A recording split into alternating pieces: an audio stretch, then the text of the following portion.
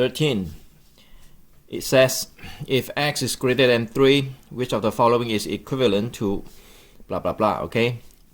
And I would suggest you guys to do this part first, all right? To make it easier. So 1 over x plus 2 plus 1 over x plus 3.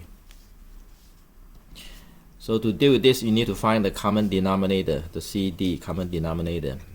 The common denominator would just be the product of the denominators of the two fractions, okay, which is x plus 2 and x plus 3 over, and over here is going to be 1 times x plus 3 plus 1 times x plus 2, okay?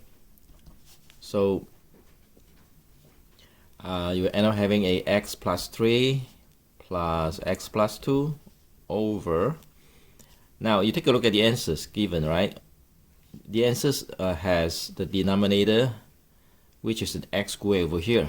So obviously, same thing here. You see x squared, all right, and x squared, and this is definitely out. You don't have to consider that, and which means you need to distribute these two parentheses in order to get the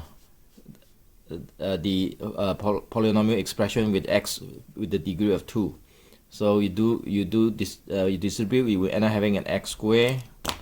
You go like this, right? X times x, and then x times 3, 2 times x, and then 2 times 3. All right. So you get plus 3x, x squared plus 3x plus 2 times x is 2x, 2 times 3 is 6. So eventually you have, you group the like terms, x plus x would be 2x on the top, and 3 plus 2 will be 5 over x squared plus 5x plus 6. And now you put it back to, you put this back to here. So that means you're going to have, do not forget you have a 1 on top, right? That means you're going to have 1 over this whole thing, 2x plus 5 over x squared plus 5x plus 6. And to deal with that, you need to like flip this up, right? You flip it when the reason is because when you divide 1 by all the fractions here, you can rewrite like this. Let me just prove it to you. 1 divided by 2x plus 5. This is the same as 1 divided by 2x plus 5 over x squared plus 5x plus 6. So when we do the division for the fraction, we change it to a multiplication sign, right? 1 times. When you change to multiplication sign, we need to flip the denominator and the numerator. So we end up having an x squared plus 5x plus 6 over 2x plus 5. So this is the answer. 1 multiplied by everything would be the same thing. Okay, so the answer would be B. The answer is B, right? This is it. Okay. Right, let's just move on to question 14. It says if 3x minus y equals 12, what is the value of a to the power x over 2 to the power y? Okay, to deal with that, let me just write it again, a to the x to 2 to the y, all right? Okay, so you can see there's a very close relationship between 2 and 8 because 8 is the multiple of 2, which means 8 is equal to 2 to the third power. Is that right? So I can replace the 8 with 2 to the third followed by the x as the exponent divided by 2 to the y again, and that will give me 2 to the 3x over 2 to the y. Okay, and there's a formula you must memorize, which means a to the m divided by a to the n, which is a to the m over a to the n, like that. Then you just minus the exponent. And this is a similar case. So you minus the exponent, that means you end up having 2 to the 3x minus y. Okay, in this case 3x is the m and the y would be the n. All right, and according to the question, it says that 3x minus y is 12, right? So you can replace the 2x minus y with 12. So it's 2 to the 12. And that's it. The answer is A. Alright? Okay. And question 15. It says that if blah blah blah equals to blah blah blah for all values of x and a plus b equals 8, what are the two possible values for c? To do this, you need to distribute again, multiply it out.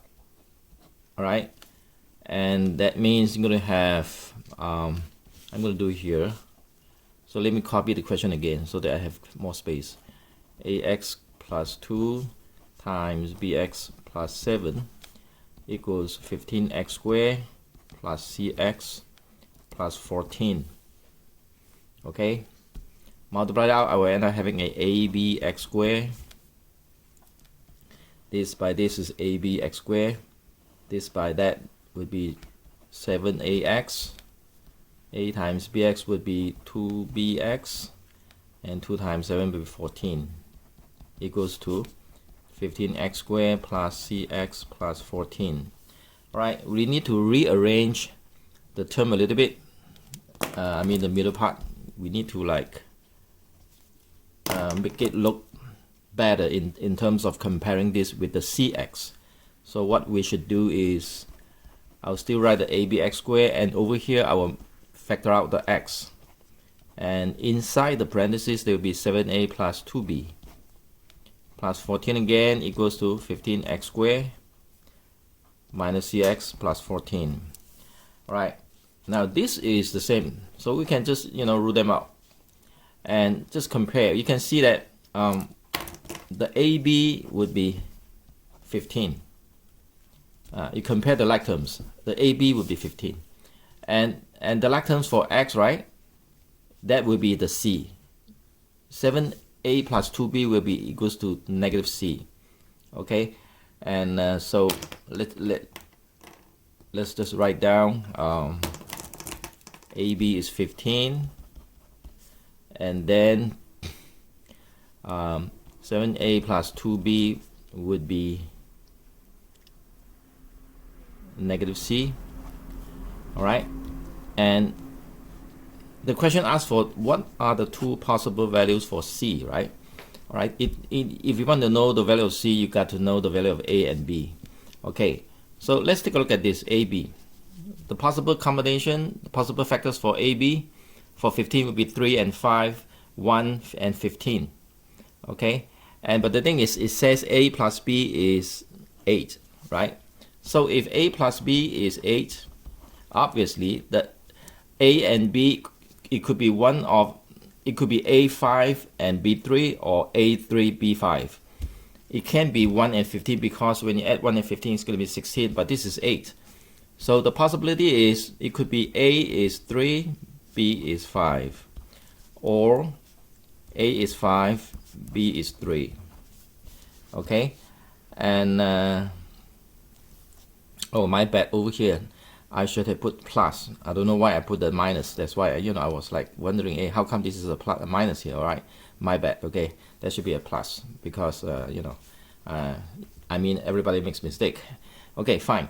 Now if a is 3 and b is 5, then that means c would be 7a plus 2b. Then it's going to be 7 times 3 plus 2 times 5. Right. So 21 plus 10, you end up having a 31. Okay, that is good for this. And if a is 5 and b is 3, then c would be also 7a plus 2b, and it's going to be 7 times 5 plus 2 times 3. So you're going to have 35 plus 6, you end up having a 41. So okay, this is it. These are the two possible values for c. Alright, so the answer would be D, 31 and 41. This is it. Alright.